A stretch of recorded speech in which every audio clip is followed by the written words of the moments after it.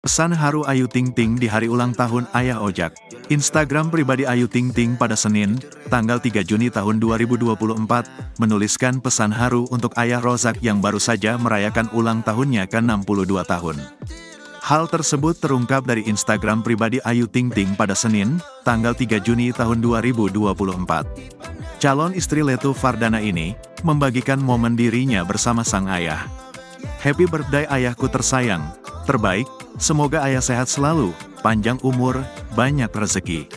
Selalu jadi ayah yang terbaik untuk Teteh, Siva, Ikis, Sumeh. Semakin sukses warung ayah ojaknya hehehe, tulis Ayu Ting Ting. Janda anak satu tersebut juga mendoakan agar ayah ojak selalu bahagia.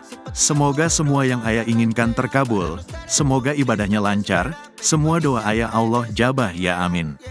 Bahagia selalu ayahku sayang, selalu sayang kita ya, selalu jaga kita juga, doa terbaik UTK ayah selalu pokoknya, imbuh Ayu Ting Ting. Di akhir tulisannya, Ayu Ting Ting mengucapkan janji akan terus membahagiakan ayahnya. Teteh akan selalu berusaha yang terbaik UTK bahagiain ayah terus ya amin, love you ayahku, tutup Ayu Ting Ting.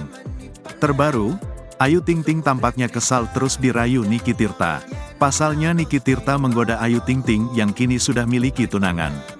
Lantas Ayu Ting Ting pun lebih memilih tidak membalas gombalan Niki Tirta karena merasa tetap diawasi oleh tunangannya. Hal itu terjadi di acara obrolan tiap pagi antara Ayu Ting Ting dan Niki Tirta. Katanya Bu Ayu ini punya kenangan tersendiri sama burger.